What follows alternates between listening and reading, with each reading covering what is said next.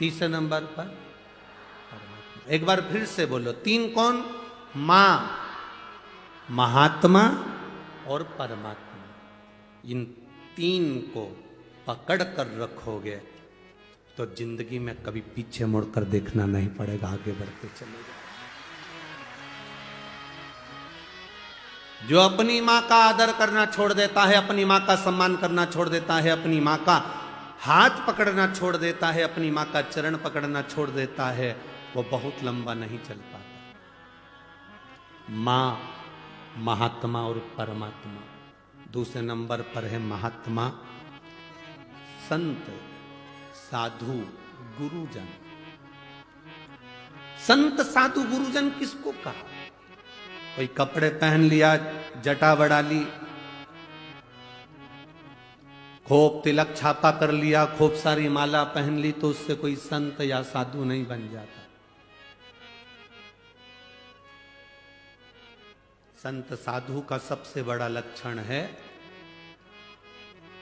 संत साधु का सबसे बड़ा गुण है, जो उसके पास जाता है उसके जैसा नर्म बन जाता है और भगवान की भक्ति में डूब जाता है।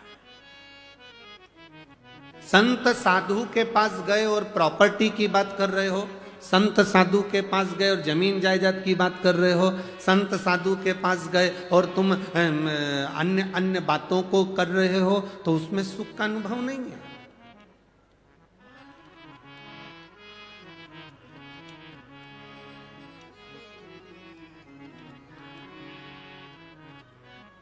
दुनिया में जितने मरते हैं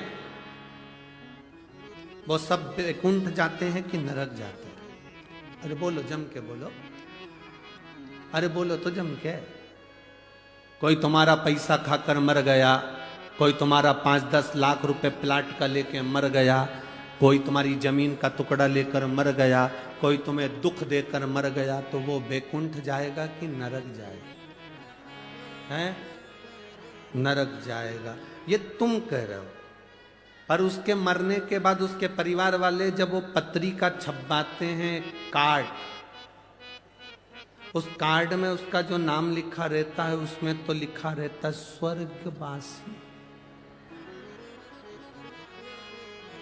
उस कार्ड में कहीं लिखा है नरकवासी।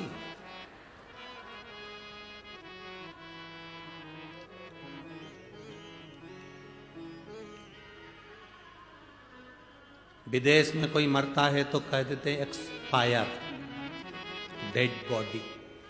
पर हमारे यहां तो कितना भी पापी से पापी भी मर जाए तो भी उसके नाम के आगे लिखा रहता है स्वर्गवासी। क्यों?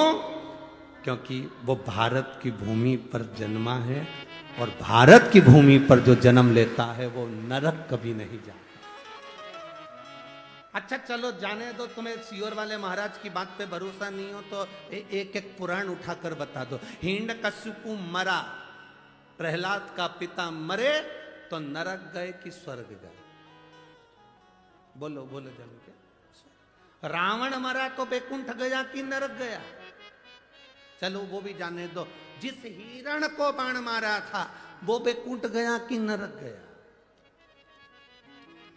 भगवान कृष्ण ने कंस को मारा था, वो वैकुंठ गया कि नरक गया? एक एक पुराण को उठाकर देखना। हिरण्यकशिपु मरा, परम धाम गया, लिखा शास्त्रों में। रावण मरा, परम धाम गया। कंस मरा, परम धाम गया। तारकासुर मरा, परम धाम गया। क्योंकि भगवान का जो हाथ का स्पर्श कर कर जाता है, भगवान का नाम लेकर जाता है, उसका दर्शन कर कर जाता है, भारत की भूमि की रज का स्पर्श कर कर जाता है, वो कभी नरक नहीं जाता, वो वैकुंठ ही जाता है।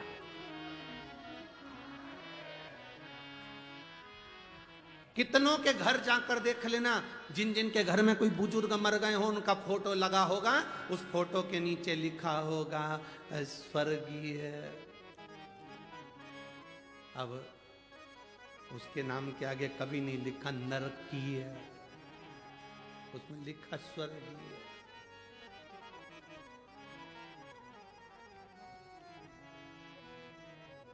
हर चंदन है इस देश की माटी, तपोभूमि हर ग्राम है।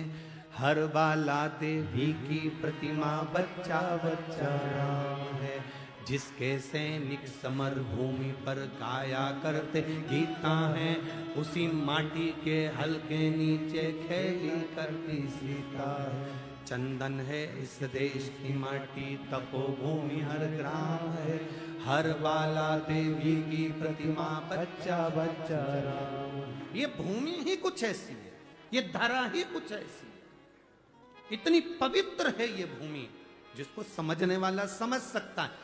आज के जमाने में बड़े बड़ी गादियों पर लोग बैठ जाते हैं, बड़ी बड़ी पीठ पर लोग बैठ जाते हैं और भेद करते रहते हैं। वो ज्योतिर्लिंग बड़ा है, वो ज्योतिर्लिंग छोटा है, वो शंकर बड़ा है, वो शंकर छोटा है, ये महाराज बड़ा है, वो महाराज छोटा है। 12 ज्योतिर्लिंग में कभी ये मत कहना कि वो ज्योतिर्लिंग बड़ा कि वो ज्योतिर्लिंग बड़ा। दिए की ज्योति बराबर का प्रकाश देती है, 12 ज्योतिर्लिंग एक बराबर का फल देते हैं।